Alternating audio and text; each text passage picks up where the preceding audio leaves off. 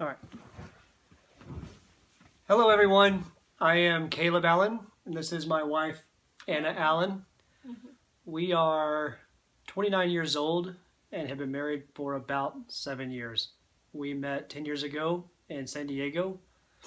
She was my neighbor, and I hollered at her. And I try to ignore. But he was persistent, so I think after 10 times asking me out, I finally said, sure, why not?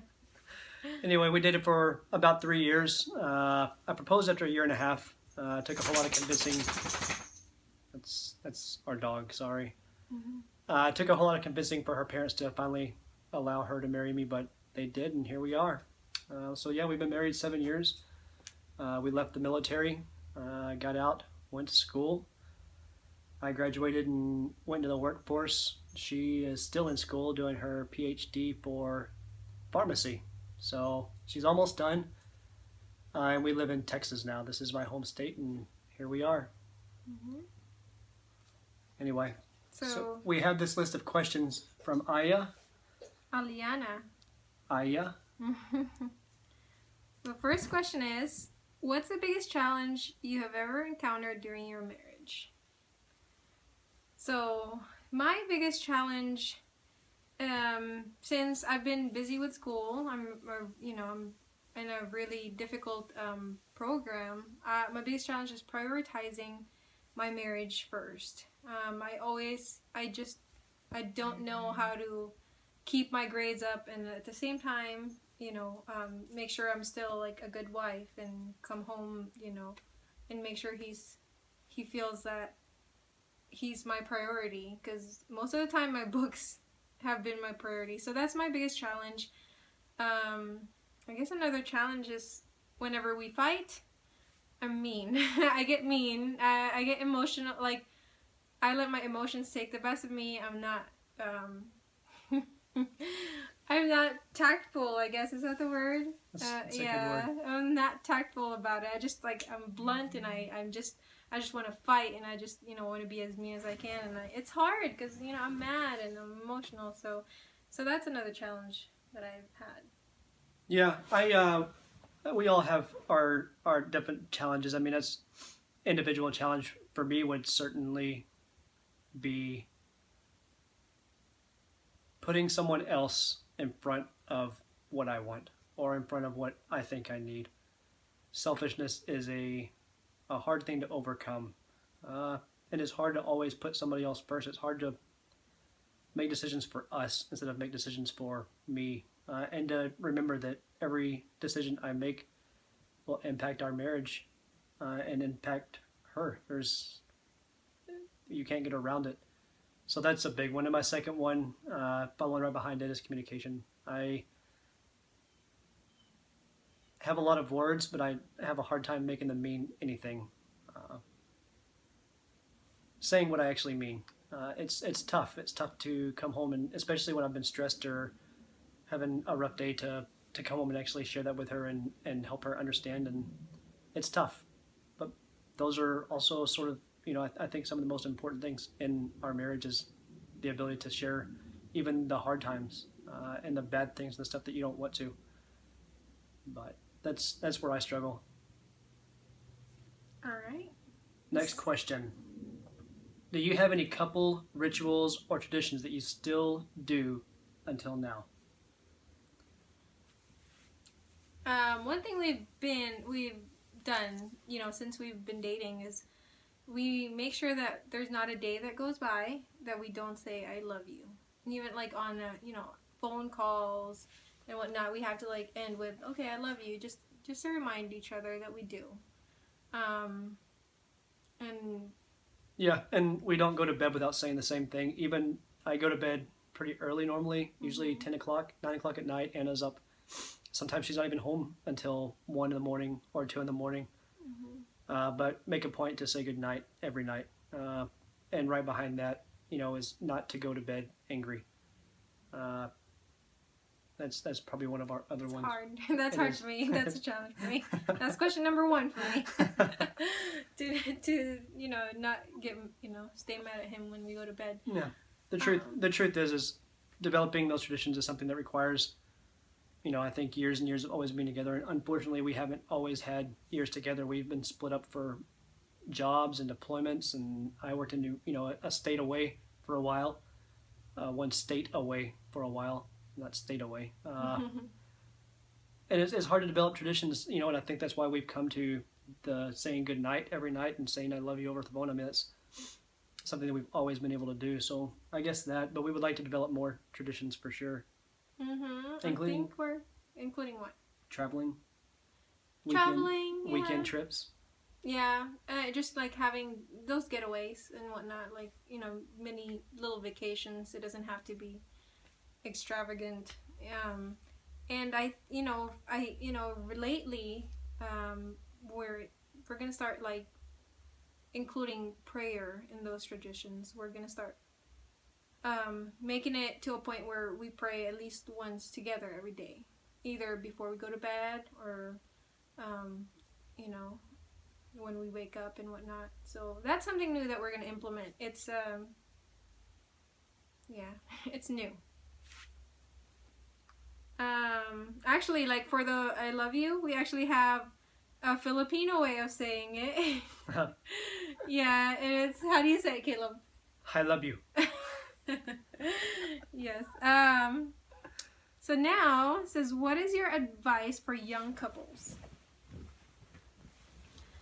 Well, I don't consider us old. I consider us still young, but we were a very young couple. We got married when we were 22. Man, my advice to them would be to like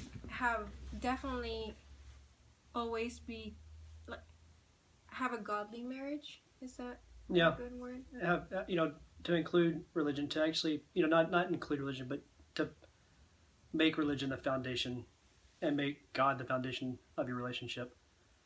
We have learned the hard way that a relationship without God is impossible. And the reason why is not because, it's physically impossible. It's because there's certain elements that God brings into a marriage that we can't really bring ourselves.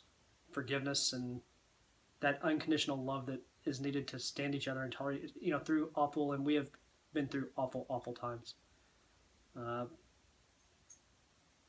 But the one thing that we can always rely on is God. If you include that in your marriage, if you include that in your relationships, you really can't go wrong, because even when you're wrong, He's there and He's right.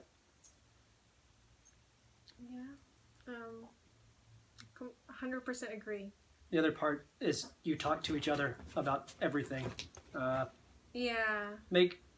Make those little things a part of each other's lives. Today I have to go and take a shirt back to the store, and I asked her, "Hey, you want to go with me? I haven't gone yet. Do you want to go with me to the store?" And it seems so insignificant, but in the grand scheme of things, it means more. It's time together that we wouldn't otherwise have.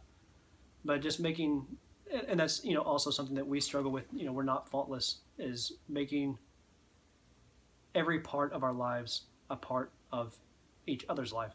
Mm-hmm.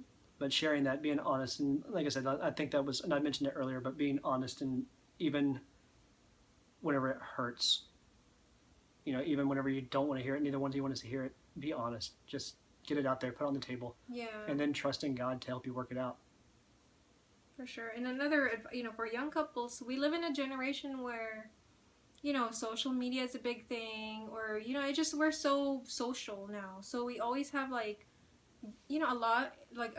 large circle of friends and whatnot. So it's easy to kind of maybe somehow neglect your spouse, because, for example, I have my girlfriends, and I know what you're talking about. Yeah, I have my friends, and if I want to share, I want to make it a point, if I want to share something, if I'm excited about something, anything, no matter how big or small in my day, it always has, my husband should be always my best friend.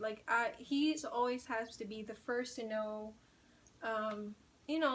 to be the one part, like, before everybody else. You know what I mean? Like, just any part of my life, whether it's important or not, like, he should be a priority. And with social media, like, you just have to be careful because It's so easy to post a, yeah, picture on Instagram or something on Instagram before you share it with each other, and put it on Instagram and then tag me, and it doesn't count. That's not how it works. Yeah, it's definitely, there's a lot of diversion, and like there's a lot of things that can distract us from like making ourselves a priority, and like the friend, because marriage is not just being like love, like you need that friendship too. So and there's a lot of things like social media and just a large circle of friends, like it will distract you from making you like my priority for sure. So that's our advice to young couples. So we're going to the last question. So we're very thorough. We're a thorough couple. We're long-winded. Yes. What's your marriage stay strong secret? Y'all, there is no secret because there's no such thing as an easy marriage. There isn't. It doesn't exist. Yeah. You've got to go into it. I guess you don't have to. We didn't. But we learned it, once again, the hard way. Mm-hmm. Marriage is work. You will spend every day for the rest of your life with someone. Every day. There's going to be bad days. Terrible days. And there's going to be ugly days, Yeah. There's, because, when we were dating, it was all sweet and fun, it's like, oh, we love each other. This is easy or fun. He's funny. Like, I laugh at his jokes, it's just so easy. And so it was easy, all, like, just like, oh, we're in love. Let's get married and, have a happily ever after. And it's going to be good because we have love. But no, like, bills come in. You deal with unemployment. Life happens. And the thing is, we don't even have kids yet. So, we're not even that, on that point yet. But we have definitely gone through a lot in our marriage. And it's work. Even on the bad days, even on the days that, like, I just can't stand him, I have to remind myself he's my husband, and that, I have to remind myself to, make sure that he knows that I love him. It's work. When you don't want to, like, when marriage is definitely, sometimes, like, I just want to be myself and this and that, but it's not when you're married, it's not just yourself anymore. You're not thinking. You always have to constantly think about, it's us. It's my decisions affect him. And, it's constant. You have to be just constantly thinking about that, and it, I mean, we've had plenty of great times too, and we've had, probably, maybe half an, or maybe more, a lot more great times than the bad ones. But it's not just the great times. On the bad ones, you just have to remember, like, yourself that, you're still married and you cannot give up on it. It's really, really hard to love someone when you're upset and when you're disappointed and when you're frustrated. And that's, I think, the definition of marriage is being able to love somebody even in those hard times. And all those qualities that annoy you about somebody, you've got to love them anyway. Yeah. There's, like I said, there's really no secret to marriage. The secret to marriage is hard work. I guess if there is one, is just willingness to push through and you just don't quit on it. Don't quit. And there's so many opportunities to quit. I mean, it's, we will be liars. We just went through another one of those rough phases where quitting is easy. Definitely. Sometimes you think it's like the best thing for you, but you just, you gotta trust in God to help you through those times. I mean, that's the truth. Marriage is a beautiful thing, but you get out of it what you put into it. If you don't put work into it, you don't stand a chance. Yeah, you don't quit. And then another point that I, because when we take our vows, it's for rich sickness or poorness, I don't know, sickness and health and whatnot. And it's true, definitely, because it's a lot easier to love on each other. You know, we went through a phase when we had a lot of money, you know, and it's easy, but then again, when you crash, when life crashes on you, and then all of a sudden, like, it's just not, life is not easy anymore. It's so easy to get frustrated, and then, you know, we start blaming each other. Oh, you should have done this and you should have done that and whatnot.